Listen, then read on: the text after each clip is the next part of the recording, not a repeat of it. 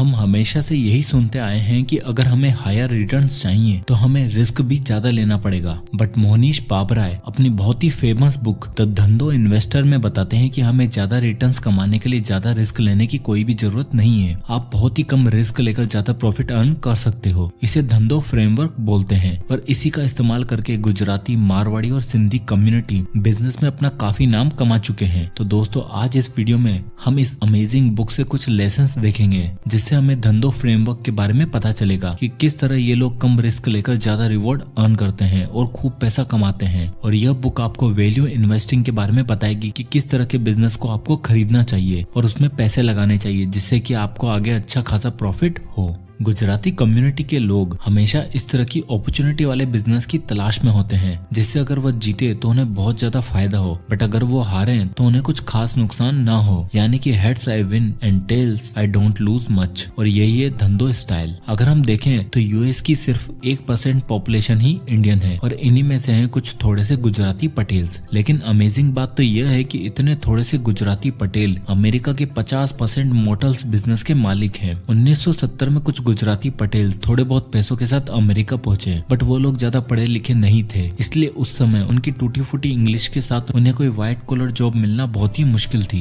और उस टाइम भी पेट्रोल के दाम काफी ज्यादा थे, तो लोगों ने उस समय घूमना फिरना और ट्रैवलिंग करना बंद कर दिया था और इसका सीधा असर मोटल बिजनेस पर पड़ा। मोटल वो होते हैं जो हाईवे पर बने होटल्स होते हैं, उन्हें मोटल्स बोला जाता है। तो लोगों ने आना जाना बंद कर दिया था, इसलिए मोटल्स के दाम काफी कम हो गए थे और जो लोग मोटल्स खरीदना चाहते थे उन्हें बैंक्स 90% तक का लोन दे रही थी। जैसे कि गुजराती पटेल्स के पास ज्यादा पैसे नहीं थे और यहाँ तक कि उनके पास तो रहने के लिए जगह भी नहीं थी, तो उन्होंने बैंक से 90% तक का लोन लिया और बची कुची सेविंग को लगाकर मोटर्स खरीद लिए, क्योंकि उन्हें पता था कि उनके पास ज्यादा कुछ खोने को है नहीं और उन्होंने तो केवल 10% डाउन पेमेंट ही दिया है। और उन्हें पता था कि आज नहीं तो कल लोग वापस से ट्रेवल करना स्टार्ट करेंगे तो उनके मोटर्स में आना जाना शुरू हो जाएगा। अगर ऐसा होता है तो वो लोग काफी अमीर बन जाएंगे। यानी कि heads I win and tails I don't lose much. Business चला तो चांदी ही चांदी और नहीं चला तो वो लोग ज्यादा कुछ नहीं खोएंगे। और फाइनली ऑयल क्राइसिस खत्म हो गई और लोग वापस से ट्रेवल करना शुरू हो गए और पटेल्स को मोटर्स में अच्छा खासा प्रॉफिट होना शुरू हो गया। तो चलिए अब समझते हैं कि क्लासिक धंधो फ्रेमवर्क होता क्या है। बिजनेस के 6 ऐसे रूल जिन्हें फॉलो करके आप कोई भी बिजनेस में किस तरह पैसे कमा सकते हैं और बहुत ही कम रिस्क लेकर। Rule number 1, buy existing business. Dhandho framework का पहला रूल है कि ऐसे बिजनेस को खरीदना जो पहले से हो, क्योंकि किसी भी बिजनेस को स्टार्ट करने में बहुत ही ज्यादा टाइम लगता है। अगर आप इतना एफर्ट लगा दो तो भी कोई गारंटी नहीं है कि वह बिजनेस सक्सेसफुल हो जाएगा। इसलिए पटेल्स ने जो सबसे पहले एग्जिस्टिंग बिजनेस थे उन्हें खरीदना स्टार्ट किया। वो इनोवेशन करने या कुछ अलग करने नहीं निकले, क्योंकि इनोवेशन करने में बहुत ज्यादा टाइम और पैसा लगता है जो उनके पास था ही नहीं। इसलिए उन्होंने जो पहले से ही बिजनेस चले आ रहे थे उन्हें खरीदा। इसलिए आपको भी उन्हीं कंपनी में इन्वेस्ट करना चाहिए जो सालों से चली आ रही हो, जिससे आपके पैसे कमाने के चांसेस अच्छे रहते हैं। Rule number 2, invest in simple business. Warren Buffett बोलते हैं कि हमें ऐसे बिजनेस में इन्वेस्ट करना चाहिए जिनका रेट ऑफ चेंज काफी स्लो हो। एग्जाम्पल के लिए कोका कोला, मैकडोनल्ड, एप्पल, ये ऐसे ब्रांड्स है जो सालों से चले आ रहे हैं और आगे भी सालों तक चले रहने वाले हैं। बट दूसरी तरफ काफी टेक्नोलॉजी कंपनी है जिनका रेट ऑफ चेंज बहुत ही हाई होता है। उनका कुछ अता पता नहीं, वो आज है तो कल नहीं। इसलिए हमें बहुत ही सिंपल बिजनेस में पैसे लगाने चाहिए जिन्हें हम अच्छे से समझ सके। सालों पहले हम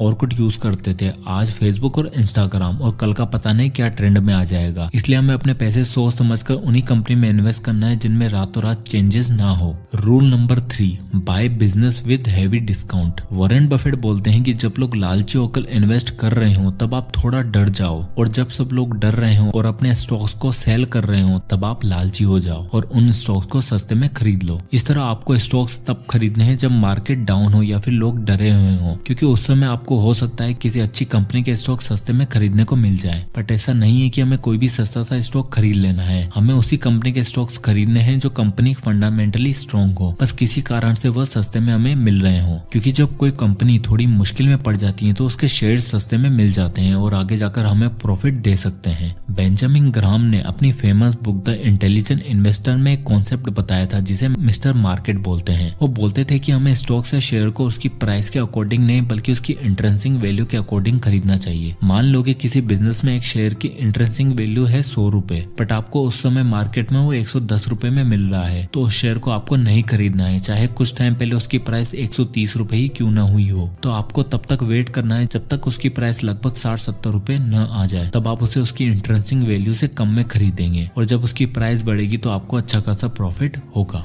रूल नंबर 4, धंधो आर्बिट्रेज। मान लो कि आज आप कोई स्टॉक्स 50,000 रुपए में खरीदते हो और एक साल बाद उसकी प्राइस 60,000 रुपए हो जाएगी, तो आप एक साल में उसे 60,000 रुपए में सेल करके 10,000 का प्रॉफिट कमा लोगे। उसी तरह आपको कोई कपड़ा दिल्ली में 10,000 रुपए का मिल रहा है और मुंबई में उसकी कीमत है 15,000, तो आप उसे दिल्ली से खरीद कर मुंबई में बेचकर 5,000 रुपए अर्न कर लोगे। इसे ही आर्बिट्रेज कहा जाता है, यानी कि टाइम और प्लेस का यूज करके हम प्रॉफिट अर्न करते हैं। इसलिए आपको भी आर्बिट्रेज का इस्तेमाल करके प्रॉफिट अर्न करना चाहिए। Rule number 5, by business with मोट। अगर आप अपने बिजनेस में पैसा लगा रहे हो तो आपको पता होना चाहिए कि आपके बिजनेस में वो कौन सी खास बात है जो आपको अपने कॉम्पिटिटर से बेटर बनाती है, जिसे ऑथर ने मोट का नाम दिया है। अब आप एग्जांपल के लिए मैकडोनल्ड को ही ले लीजिए। मैकडोनल्ड सालों से अपने बर्गर के लिए फेमस है और आपको हमेशा वहाँ पर कस्टमर दिखाई ही देंगे। और ऐसा नहीं है कि मैकडोनल्ड से बेटर बर्गर आपने नहीं खाया होगा। बहुत से छोटे छोटे रेस्टोरेंट मैकडोनल्ड से भी अच्छे बर्गर सेल करते हैं, बट फिर भी लोग मैकडोनल्ड में ही जाना पसंद क्यों करते हैं? क्योंकि मैकडोनल्ड को पता है कि लोगों की नीड क्या है, उन्हें पता है कि कस्टमर क्या चाहते हैं। और अब मैकडोनल्ड इतना बड़ा ब्रांड बन चुका है कि चाहे उसके सामने कितने भी छोटे मोटे स्टोर्स क्यों ना ओपन हो जाएं, लोग फिर भी मैकडोनल्ड में जाना ही पसंद करेंगे, क्योंकि उनकी ब्रांड इमेज ही कुछ इस तरह की है कि लोग चाहकर भी उसे पीछे नहीं छोड़ सकते हैं। इसलिए ही ऐसे बिजनेस सालों साल चलते रहते हैं, क्योंकि लोगों को उसकी ब्रांड्स पर भरोसा होता है और वो लोग इनके पास जाना ही पसंद करते हैं। उसी तरह हर बिजनेस के पीछे छुपा हुआ एक मोट होता है। अगर आप कोई नया बिजनेस स्टार्ट करना चाहते हैं या फिर किसी भी कंपनी का शेयर खरीदना चाहते हैं, तो आपको देखना चाहिए कि उस बिजनेस के पीछे छुपा हुआ मोट क्या है और कस्टमर क्यों उस कंपनी के प्रोडक्ट को यूज करना चाहेंगे। Rule number 6, bet heavily when odds are in your favour. चलो एक बैट लगाते हैं। मान लो कि आपके पास 100 रुपए हैं, हेड्स आया तो आपके पैसे डबल और अगर टेल्स आया तो आपके लगाए हुए सारे पैसे 0 हो जाएंगे। इस सिचुएशन में आप एक सिंगल बैट पर कितना पैसा लगाओगे? वेल, ऑथर में एक फॉर्मूला यूज करने को बोलते हैं जिन्हें वो कैली फॉर्मूला बोलते हैं, और ये फॉर्मूला कहता है कि जब ऑड्स आपके फेवर में हो तो आपको दबाकर इन्वेस्ट करना चाहिए। मतलब कि ऐसी सिचुएशन में आपको 20% पैसा एक सिंगल बैट में लगाना चाहिए। यानी कि अगर आपके पास 100 रुपए हैं तो आपको उसमें से 20 रुपए सिंगल बैट में लगाने चाहिए। जिस तरह पटेल्स ने रिसेशन के टाइम पर जब मोटर सस्ते में मिल रहे थे और बैंक 90% तक का लोन दे रही थी, तो उन्होंने उस अपॉर्चुनिटी को नहीं जाने दिया और अच्छे से इन्वेस्ट किया, क्योंकि उन्हें पता था कि ज्यादा से ज्यादा क्या होगा, उनके 10% पैसे ही तो जाएंगे। तो ऑड्स उनके फेवर में थे और आगे जाकर मोटर बिजनेस ने उन्हें अच्छा खासा प्रॉफिट अर्न करके दिया। और इसलिए ही आज अमेरिका के मैक्सिमम मोटर्स के मालिक गुजराती पटेल्स ही हैं। यानी कि वही situation, heads I win and tails I don't lose much. तो अगर आपको भी कोई ऐसा शेयर मिलता है जो अपनी किसी कारण से अपनी इंट्रिंसिक वैल्यू से कम दामों में मिल रहा है, तो आपको अच्छा खासा इन्वेस्ट करना है, क्योंकि आगे जाकर वो आपको अच्छा खासा प्रॉफिट देकर जाने वाला है। तो ये था क्लासिक धंधो फ्रेमवर्क और ये सारे लेसन मोनिश पाबराय की इस अमेजिंग बुक द धंधो इन्वेस्टर से हमने सीखे हैं, जो कि हमें एक्चुअल में वैल्यू इन्वेस्टिंग सिखाती है कि किस तरह हम लो रिस्क में भी अच्छा प्रॉफिट अर्न कर सकते हैं। हमें बस उस बिजनेस या शेयर को उसकी इंट्रिंसिक वैल्यू से कम दामों में खरीदना है और बाद में सही टाइम पर आने पर उसे सेल कर देना है, तो वो आपको अच्छा खासा प्रॉफिट देकर जाएगा। इसलिए अगर आप किसी भी शेयर को बाय करने का सोच रहे हैं तो सबसे पहले उस कंपनी के फंडामेंटल को अच्छे से रीड कर लीजिए। और हमें कभी भी ऐसी कंपनी में इन्वेस्ट नहीं करना चाहिए जिसका रेट ऑफ चेंज बहुत ही फास्ट हो, बल्कि ऐसी कंपनी को चूज करना है जिसका रेट ऑफ चेंज स्लो हो, जो सालों साल चले, ना कि किसी ऐप की तरह अगले दिन बंद हो जाए। इसलिए हमें सोच समझकर अपना पैसा इन्वेस्ट करना है। सो आई होप कि वीडियो आपको पसंद आया होगा, तो इस वीडियो को लाइक करें और ज्यादा से ज्यादा लोगों तक इस वीडियो को शेयर करें, ताकि बाकी लोगों को भी वैल्यू इन्वेस्टिंग के बारे में पता चल सके। और अगर आप किसी भी टॉपिक या बुक पर वीडियो चाहते हैं तो हमें कमेंट करके जरूर बताएगा, मैं उस पर वीडियो बनाने की पूरी कोशिश करूंगा। तो मिलते हैं नेक्स्ट वीडियो।